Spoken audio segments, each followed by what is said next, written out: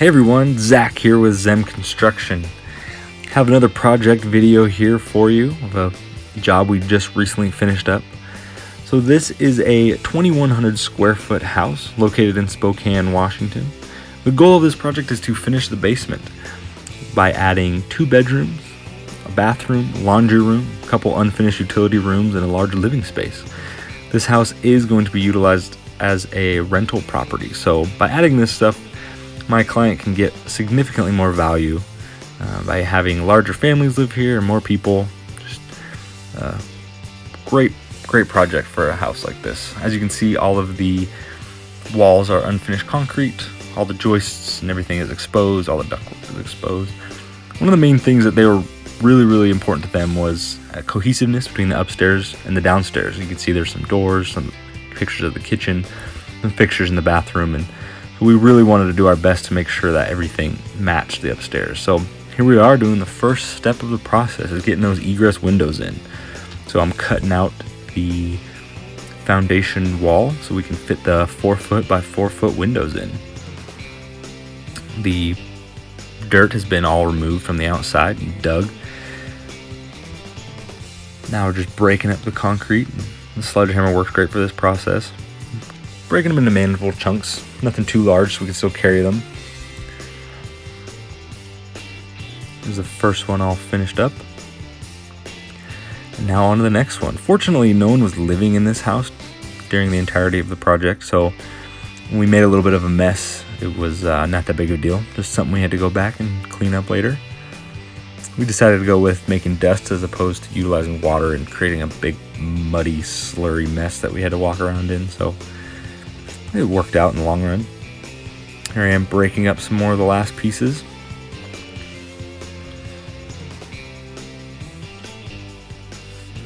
Making some adjustments to the hole. We're going to end up using a metal window well that drops in and bolts to the foundation. So turns out really nice. Trying to get as much space as possible in there. Now here I am framing in the new windows that are about to go in, utilizing treated boards, of course, and luckily I'm the one who made those cuts, so they were all nice and straight. Made my my job a lot easier, not having to utilize too many shims or make too many adjustments. Worked out really well. Of course, we added foam insulation in between all of those gaps and cracks and added a barrier on the exterior of the house as well. Now here we are starting framing. So none of these walls are load bearing, of course, so 24-inch on center all the way around is more than adequate. These walls are used more for hanging the drywall on and putting insulation in and plumbing and electrical. We ended up leaving a 2-inch gap around where the concrete goes in between so that we can have room for insulation in there. You saw we were building a little box around the water meter. A quick little shot of that. Here we are just framing all the way around, and at this point we are digging the trench for the plumbing. On the right side there is where the bathtub shower combo is going to go. On the left side is going to be the vanity and the toilet, so we're just getting ready for the plumber to come in and get those things in there. So we continued on with framing underneath that beam. One of the great ways to hide a beam is to build a wall underneath it. Putting up some more walls for the bedrooms.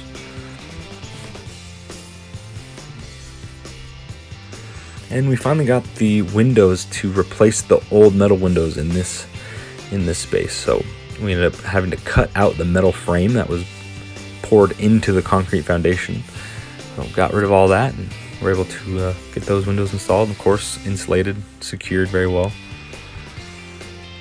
Here we are finishing up some of the framing in the bathroom, working our way around.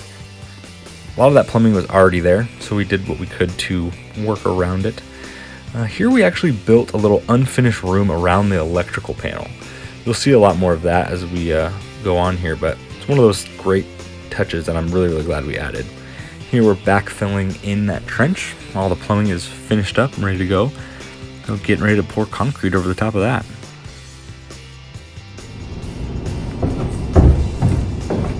Hey guys, how's it going? So we just wrapped up stage 3 of the project.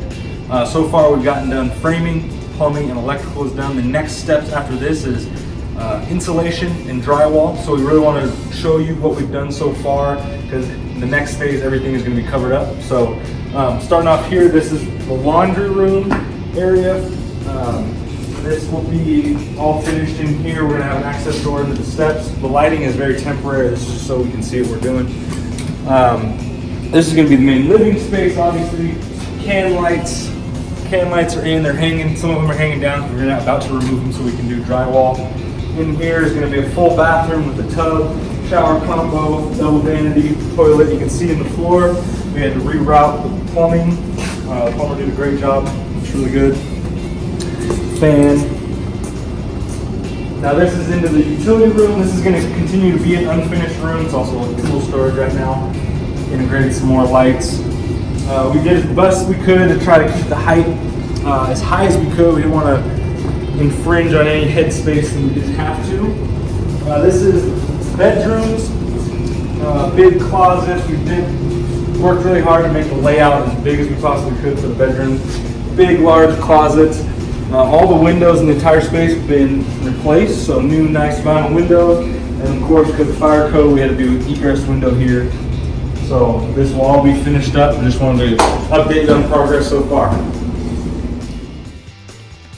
So here are some more progress pictures of where we were at so far at this point in the project.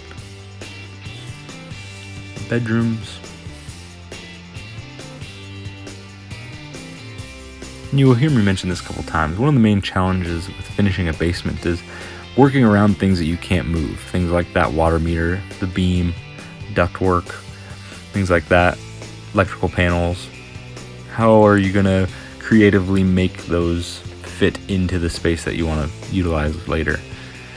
There's that room that I was talking about, little access door for underneath the steps. Big wide shot of where we were at, and you can see some of the insulation that we had to take down in order to run new ducting. We left up as much of it as we could, but that was not necessary after you finish the space below. Again, there's that little unfinished closet I was mentioning before. And now the insulation is going up. This is an R21 insulation. It needs 5.5 inches in order to have its full effect. And so that's why we spaced those walls 2 inches away from the concrete. 2x4 is 3.5. 2-inch spacing allows for 5.5-inch insulation. This insulation does have paper on the batting, and it does technically count as a vapor barrier. However, we went with a little bit of a redundant process and added a plastic vapor barrier over the top of it anyways. One of those things might not be necessary, but just a little bit of peace of mind. You know, there's nothing worse than getting moisture seepage in a basement. So we did what we could to avoid those things. Code says that any finished space that is exposed to a concrete wall needs to have insulation. So anywhere around the exterior, we added insulation. And here we are putting up some of that vapor barrier that I mentioned before. You know, vapor barrier is cheap. It only takes a second. One of those things. I'm really glad we did it.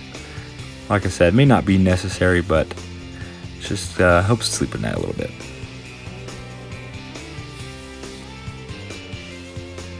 And now on to drywall. And the only way to get drywall into a basement is carry it down the steps by hand. So the first thing we do is the lid or the ceiling first.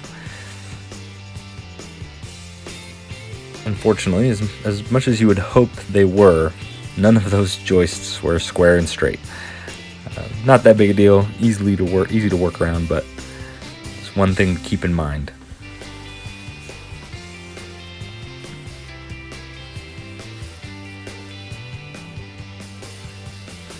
At this point, we're not using a lift.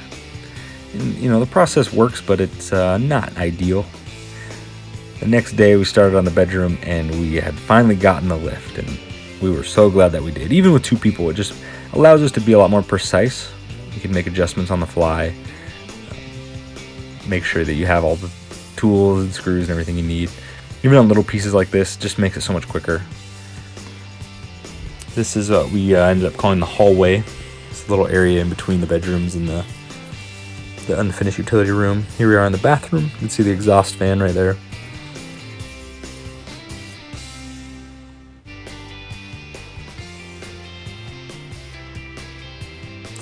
Like I mentioned before, one of the challenges is the ductwork and trying to keep the head height as high as possible. So we ended up just screwing the drywall right to the bottom of that ductwork, as you can see right here. Of course, that is more than adequate, more than safe. None of that is going to get hot enough to cause any issues. This is the laundry room. This was kind of a fun thing. Not often do you get to hang a full sheet on the ceiling without having to make any adjustments or cuts. So that was kind of fun. The room 8 foot wide in the front, but it does taper out a little bit, of course, because this house is not square. That's alright. Not that big a deal. Add a couple more sheets. Makes it a lot nicer and easier in the long run. Now we're on to hanging the walls. One of the most important things when hanging drywall is the seam between the ceiling and the wall. That's one of the first places that your eye travels to when walking in a space. So by hanging the wall, the top row of the wall first allows us to keep that wall straight. Here we are hanging some of the more intricate pieces in the closets, hiding the ductwork. Like I mentioned before, trying to hide some of that stuff. By putting it in the closet, you actually don't even see it. Headspace is not that necessary in a closet, so we kind of sacrificed the headspace there, and it worked out really well. I think it turned out nice. Another thing we did because of the ductwork is we had to move the shower over slightly because we didn't want your head to be running into the duct that's hanging low. So by moving that over a little bit, we created what we ultimately called a little linen closet. It's just the area underneath the ductwork on the side of the shower. It's a great place to throw a laundry hamper, put up some shelves, maybe a cabinet someday. So after everything was hung, this is showing the taping all done and the first coat of mud. Unfortunately, we couldn't film all of that. Just tried to be efficient and hurry in some spots. Did get some pictures though, fortunately. In the bathroom, again, you can see that little linen closet area that I was talking about. Bathroom where the vanity and mirror is going to go. Into the laundry room, you can see that unfinished electrical closet I mentioned before. The area under the steps. Main living room. And now the first coat, or the only coat of texture and primer have been applied. So really starting to look like a finished space now. Of course, everything is masked off.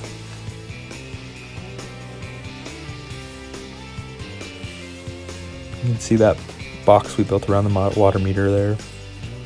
Little homemade vent tube extension. And one of the things we decided to do was at this point was when we put the tile in. And simply because we wanted to be able to put the baseboard over the top, and all of the baseboard, trim, and doors and the ceiling were all painted the same color white. So by putting the tile down and putting the baseboard over the top allowed us to paint everything all at once instead of having to go back and do tile and paint later. You can see here all of the white paint is finally done. All the trim is hung. Nails have been filled. Painted, the ceiling's painted, everything's masked off. We actually built those window boxes out of 3/4 inch plywood, so they're very strong, very sturdy. You can climb on them and put stuff on them, use them as shelves, nightstands, whatever. There's that little hallway leading into the unfinished utility room, main living space, and since all the doors were being painted the same color, we actually just leaned them up against the walls that didn't need white because those are going to get a different color later. So we just sprayed the doors at the same time we were doing the ceiling and the baseboards and everything. Worked out really, really well. You can see there we masked off all the tile, which that process did not take that long. Again, another picture of the tile. It looks great. It didn't get any paint on it, obviously. Again, there's that unfinished electrical closet. And some more doors that we painted all at the same time. Worked really well. One of the adjustments we had to make with every single door in this space was because of the low ceiling height, we had to shorten all of the doors. So simply cut them off the bottom, and now there was a hollow piece there. Just grabbed a cut off that came from the bottom of it and glued it in. Actually, it was very sturdy, very strong, worked out really well. Now we finally get to start painting. Cutting everything in now. And to be honest, I was not a huge fan of the color, but that was one of those things that the client would rather have it match upstairs. As opposed to having us maybe paint the entire space, We just decided it'd be much more simple to get a paint that matched, and it actually turned out really nice. Doing our best to avoid getting any of that tan paint on the white doors. One of us was rolling, the other one was cutting in, and worked out really well.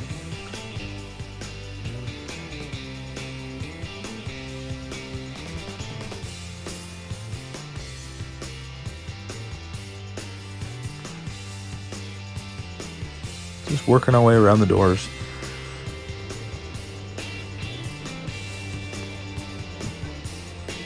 One of the things we did, obviously, by keeping the ceiling, even that little area in the hallway, by keeping that white and as bright as we could, makes everything feel a little bit taller. Although the space is only 7 foot 2 inches, it's one of those things you really can't tell. Little tricks like that, visual tricks with your eyes, can make a big difference.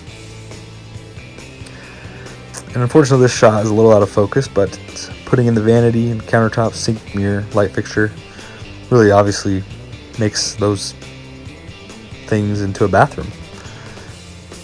Fun process there. Really means we're getting on the home stretch. And next process is the carpet. Of course, we used a carpet padding that's designed for concrete floors. It has a barrier on the underside to help wick moisture and things like that. Laying that in. Another stuff that we're putting in is a folding table in the laundry room. That was one of the things that the client really wanted. We end up using the same countertops that's in the bathroom, so it kind of keeps everything cohesive in that way. It turned out really nice. Very strong, very sturdy. Putting first roll of carpet down in one of the bedrooms. We did the main room last, obviously just so we could keep some places to put garbage cans and things like that. Getting all the padding down. And now this is a pretty big roll of carpet, 12 foot by 31 feet, I believe. So we're just trying to be very strategic and very careful about how we unrolled it. Try not to scratch up the walls or anything like that. It worked out really well. Here we are, just stretching everything, getting it all nice and flat. Getting the transitions all cut in. Splicing a little piece for that area. Now here we are putting some padding on the steps themselves, as well as the carpet over the top. It turned out really nice. We didn't make any adjustments to the wood steps, and didn't really need to. They worked out great. Here we are adding a little piece into the hallway. Just the way that the rolls worked out, we had to have a seam somewhere. Fortunately, you can't even tell. Run the vacuum over at one time, and all the fibers meshed in really well. Working on some more transitions. And now we're on to the last day. The homeowners were actually on their way over, so I just ran in real quick and did a little bit of last second sweeping and mopping, and then chased the vacuum around a little bit. Just little finishing touches like that make a pretty big difference.